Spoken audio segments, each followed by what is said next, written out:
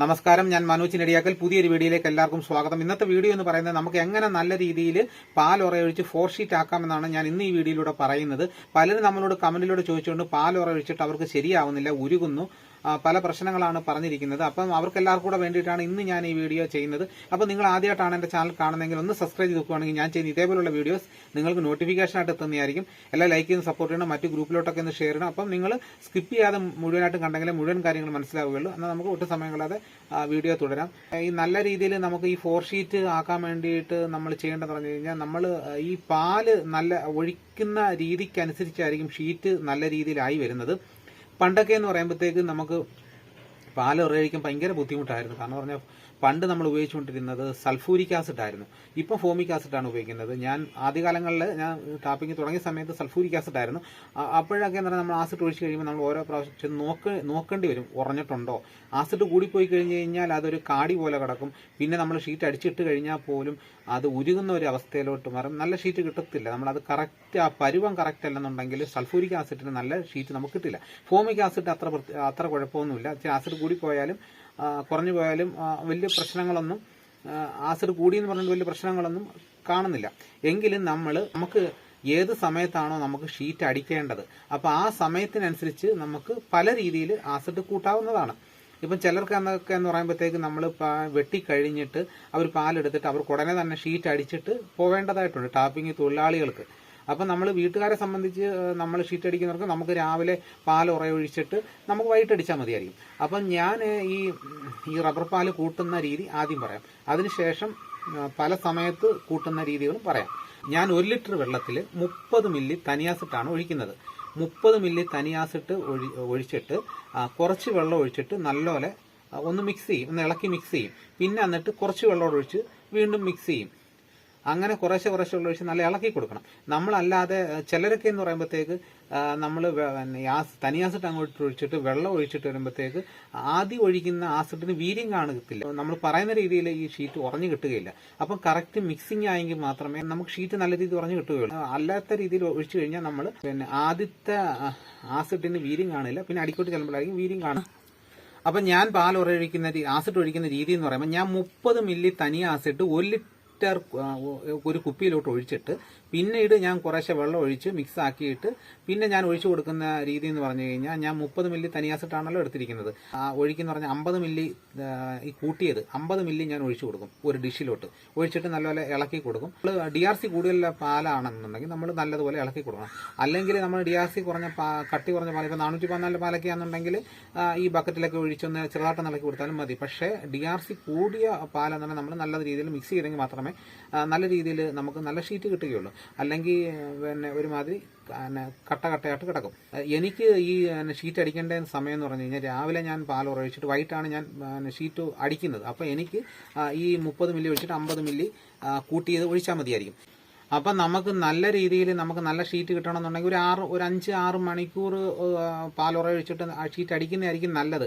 ഈ പാലുറ ഒഴിച്ച് കഴിഞ്ഞാൽ ഷീറ്റ് അടിച്ചിട്ട് പോവേണ്ടതായിട്ടുണ്ട് ടാപ്പിംഗ് തൊഴിലാളികൾക്ക്. അപ്പോൾ അവർക്കൊക്കെ ആണെന്നുണ്ടെങ്കിൽ 30 മില്ലി തനിയാസിട്ട് ഒഴിച്ചിട്ട് പിന്നെ 50 മില്ലി അല്ല അവർക്ക് ഒഴിക്കേണ്ടത്. പെട്ടെന്ന് പറയാനാണെന്നുണ്ടെങ്കിൽ അവർക്ക് എങ്ങനെ ആയാലും ഇതിൻ്റെ ഇരട്ടി ഒഴിക്കേണ്ടതായിട്ട് വരും. അപ്പം നമുക്ക് ഉടനെ തന്നെ അരമണിക്കൂറിനുള്ളിൽ ഷീറ്റ് അടിക്കണമെന്നുണ്ടെങ്കിൽ നമ്മൾ എത്ര ആസിഡ് ഒഴിക്കേണ്ടതിൻ്റെ ഇരട്ടി ഒഴിക്കേണ്ടതായിട്ട് വരും. ചിലരൊക്കെ എന്ന് പറഞ്ഞാൽ പിറ്റേന്നായിരിക്കും ഷീറ്റ് അടിക്കുന്നത്. മിക്കവാറുള്ള ആൾക്കാരൊക്കെ എന്ന് പറയുമ്പോൾ ടാപ്പിംഗ് ചെയ്തിട്ട് പാൽ ഉറയൊഴിച്ചിട്ട് പോയിട്ട് പിറ്റേന്ന് ടാപ്പിംഗ് കഴിഞ്ഞ് വന്നിട്ട് ഷീറ്റ് അടിച്ചിട്ടാണ് പിന്നെ അടുത്ത പാലൊക്കെ എടുക്കുന്നത്. അപ്പോൾ അങ്ങനെയുള്ളവർക്കൊക്കെ ആണെന്നുണ്ടെങ്കിൽ ഇപ്പം ഈ 30 മില്ലി തനിയാസിട്ട് ഒഴിച്ച് കൂട്ടുന്നിട്ട് പാലൊഴിക്കുമ്പോഴത്തേക്ക് പിന്നെ അത് ഒഴിക്കുമ്പോഴത്തേക്ക് അവർക്ക് 30 മില്ലി ആസിഡ് ഒഴിച്ചാൽ മതിയായിരിക്കും. പിറ്റേന്ന് അടിക്കുന്നവർക്ക് 30 മില്ലി ഒഴിച്ചാൽ മതി. പിറ്റേന്ന് അടിക്കുന്നവർക്ക് ഈ 30 മില്ലി തനിയാസിട്ട് ഒഴിച്ചിട്ട് 50 മില്ലി നമ്മൾ ഒഴിച്ചു കഴിഞ്ഞാൽ കൂട്ടിയത് 50 മില്ലി ഒഴിച്ചു കഴിഞ്ഞാലുള്ള കുഴപ്പമെന്ന് പറഞ്ഞു കഴിഞ്ഞാൽ പിന്നെ പിറ്റേന്നാകുമ്പോഴത്തേക്ക് നമുക്ക് ഈ ഷീറ്റ് അടിക്കാൻ ഭയങ്കര പാടായിരിക്കും, ഭയങ്കര കട്ടിയായിരിക്കും, കട്ടി കൂടുതലായിരിക്കും, കല്ല് പോലെ കട്ടിയായിരിക്കും. നമ്മൾ ഷീറ്റ് അടിച്ച് നമ്മൾ പറയുന്ന രീതിയിൽ ഷീറ്റ് അടിച്ചെടുക്കാൻ പറ്റുകത്തില്ല. അപ്പോൾ അങ്ങനെയുള്ളവർക്കാണെങ്കിൽ 30 മില്ലി തനിയാസിൻ്റെ 30 മില്ലി കൂട്ടിയത് ഒഴിച്ചാൽ മതിയായിരിക്കും. പിന്നെ അതുപോലെ തന്നെ നമ്മൾ കഴിയുന്നത് ഇന്ന് പാലൊഴിക്കുന്ന ഷീറ്റ് ഇന്ന് തന്നെ അടിച്ചെടുക്കുന്നതായിരിക്കും ഏറ്റവും നല്ലത്. പിറ്റേന്ന് നമ്മൾ ഇത് അടിക്കുമ്പോഴത്തേക്ക് ഞാൻ അങ്ങനെ ചെയ്തിട്ടുള്ള പിറ്റേന്ന് അടിക്കുമ്പോഴത്തേക്ക് ഒന്നാമത് ഇതിനകത്ത് ഭയങ്കര സ്മെല്ലായിരിക്കും പിറ്റേന്നാകുമ്പോഴത്തേക്ക് അത് പിന്നെ അന്നത്തേക്ക് തന്നെ ഈ പിറ്റേന്നാകുമ്പോഴത്തേക്ക് തന്നെ ഈ ഷീറ്റിന്റെ കളറൊക്കെ അങ്ങ് മാറും, ഒരു പാണ്ട് പിടിച്ച പോലുള്ള കളറൊക്കെ വരും. അത് അത്ര ഒരു 4 ഷീറ്റ് പുകപ്പരെ ഉണങ്ങിയെടുത്തെങ്കിൽ അത് നല്ലൊരു 4 ഷീറ്റ് ആകത്തുള്ളൂ. നമ്മൾ ചിമ്മിനിയിലൊക്കെ സാധാരണ ഉണങ്ങിയെടുക്കുന്നവർക്കൊക്കെ വെയിലത്ത് നല്ലൊരു 4 ഷീറ്റായിട്ട് ഒരു തരിപ്പ് വരും പിറ്റേന്ന് അടിക്കുന്ന ഷീറ്റിന്. അപ്പം നമ്മൾ അന്നത്തെ ദിവസം തന്നെ നമുക്ക് ഷീറ്റ് അടിച്ചെടുക്കുന്നതായിരിക്കും നല്ലത്. പിന്നെ നമ്മൾ ഈ ഷീറ്റ് അടിച്ചിട്ട് നമ്മൾ ഇതിന്റെ കൊഴുപ്പുണ്ട്, ഒരു ആസിഡിന്റെ ഒരു കൊഴുപ്പുണ്ട്. ആ കൊഴുപ്പ് മാറാൻ വേണ്ടിയിട്ട് നമ്മൾ വെള്ളത്തിലൊന്ന് മുക്കിയിട്ട് നമ്മൾ ഒരു തണലത്തിട്ടിട്ട് ഒരു ദിവസം കഴിഞ്ഞിട്ട് പുകയത്തെടുത്ത് ഇടുന്നതായിരിക്കും നല്ലത്. പിന്നെ അതുപോലെ ചിലരൊക്കെയാന്ന് പറഞ്ഞു കഴിഞ്ഞാൽ ഈ ഷീറ്റ് കൊണ്ടുവന്നിട്ട് നമ്മൾ കോൺക്രീറ്റിന്റെ മേളിൽ കൊണ്ടിടും. ഒരു വെയിലടിക്കുമ്പോഴത്തേക്ക് കോൺക്രീറ്റ് ചൂടാകുമ്പോഴത്തേക്ക് ഇത് ഷീറ്റ് നമ്മൾ എത്ര കുറച്ച് ആസിഡ് ഒഴിച്ചാലും കൂടുതൽ ആസിഡ് ഒഴിച്ചെന്ന് പറഞ്ഞാലും ഈ ഷീറ്റ് ഉരുകി ഇതിൻ്റെ അകത്ത് പിടിക്കും. നമ്മൾ കോൺക്രീറ്റിൽ കൊണ്ടിടുന്ന ഷീറ്റ് എന്ന് പറയുമ്പോൾ കോൺക്രീറ്റ് ഓൾറെഡി അവിടെ പൊടിയൊക്കെ കാണും. അപ്പൊ നമ്മൾ ഈ ഷീറ്റ് ഇടുമ്പോഴത്തേക്ക് കോൺക്രീറ്റ് പെട്ടെന്ന് തന്നെ ചൂടായിട്ട് ഈതി കിടക്കുന്ന ഷീറ്റ് ഓട്ടോമാറ്റിക്കായിട്ട് ഉരുകാൻ തുടങ്ങും. നമ്മൾ ആസിഡിന്റെ പ്രശ്നം അല്ല അത്. കോൺക്രീറ്റ് എന്ന് പറയുമ്പോഴത്തേക്ക് ഭയങ്കരമായിട്ട് നമ്മൾ കാല് ചവിട്ടിയാൽ പോലും പൊള്ളുന്ന രീതിയിൽ പെട്ടെന്ന് കയറി ചൂടാവുന്നതാണ് കോൺക്രീറ്റ്. അപ്പം ആ കോൺക്രീറ്റിൽ ഈ ഷീറ്റ് കയറി ചൂടാകുമ്പോഴത്തേക്ക് ആ പൊടിയെല്ലാം അതിൻ്റെ അകത്ത് കയറി പിടിക്കുകയും ചെയ്യും. പിന്നെ നമ്മൾ വൈകുന്നേരം എടുക്കുന്ന സമയത്ത് ഇത് ഒരുമാതിരി ഇങ്ങനെ പശ പോലെ ഇങ്ങനെ ഒട്ടിയിരിക്കുന്നത് കാണാം. അപ്പോൾ എനിക്കും അത് അനുഭവമുള്ളതാണ്. ഇപ്പൊ അനുഭവത്തിൽ കൂടാണ് ഞാൻ പറഞ്ഞത്. ഞാനിപ്പം കോൺക്രീറ്റിന് മേളിൽ ഇടത്തില്ല. ഇപ്പം അയൽ തന്നെ നമ്മൾ റബ്ബർ ഷീറ്റ് അയൽ തന്നെ ഇടുന്നതായിരിക്കും നല്ലത്. പിന്നെ അതുപോലെ തന്നെ ആണെങ്കിൽ ചിലരാണെങ്കിൽ ഷീറ്റ് അടിച്ചിട്ട് ഉടനെ ഡിഷിൽ ഇങ്ങനെ അടുക്കി വെച്ചിരിക്കുന്ന രീതിയുണ്ട്. പിറ്റേന്നായിരിക്കും വെയിലത്തെടുത്തത്, അപ്പോഴും ഒരു കളറ് മാറിപ്പോവും. അപ്പം നല്ലൊരു 4 ഷീറ്റ് നമുക്ക് കിട്ടുകയില്ല. നമുക്ക് ഏറ്റവും നല്ല 4 ഷീറ്റ് കിട്ടണമെന്നുണ്ടെങ്കിൽ ഞാൻ ഈ പറഞ്ഞ രീതിയിൽ 30 മില്ലി ആസിഡ് ഒഴിച്ചിട്ട് 50 മില്ലി ഇത് ഒഴിച്ച് വൈകുന്നേരം തന്നെ നമ്മൾ ഈ ഷീറ്റ് അടിച്ച് ഇതേപോലെ ഇടാമെങ്കിൽ നമുക്ക് ഏറ്റവും നല്ലതുപോലെ ഒരു പ്രശ്നമില്ലാത്ത നല്ല ഷീറ്റ് കിട്ടും. നമുക്ക് ഈ സൾഫൂരിക് ആസിഡിന്റെ അത്രയും പ്രശ്നമില്ല. ഫോമിക് ആസിഡ് ഇച്ചിരി ആസിഡ് കൂടിയാലും കുറഞ്ഞാലും അത്ര പ്രശ്നമില്ല. ഇച്ചിരി ആസിഡ് കുറയാൻ താമസിക്കുന്നേ ഉള്ളൂ.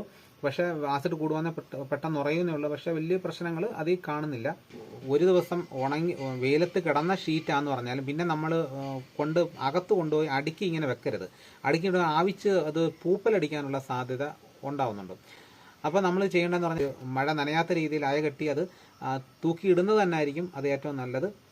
അപ്പം ഇതൊക്കെയാണ് ഈ 4 ഷീറ്റ് ആക്കാൻ വേണ്ടിയിട്ട് ചെയ്യേണ്ട കാര്യങ്ങൾ. അപ്പം കൂടുതൽ കാര്യങ്ങൾ എല്ലാവർക്കും മനസ്സിലായി കാണാൻ ഞാൻ വിശ്വസിക്കുന്നു. ഇതോടുകൂടി വീഡിയോ ഇവിടെ പൂർണ്ണമാകുന്നു.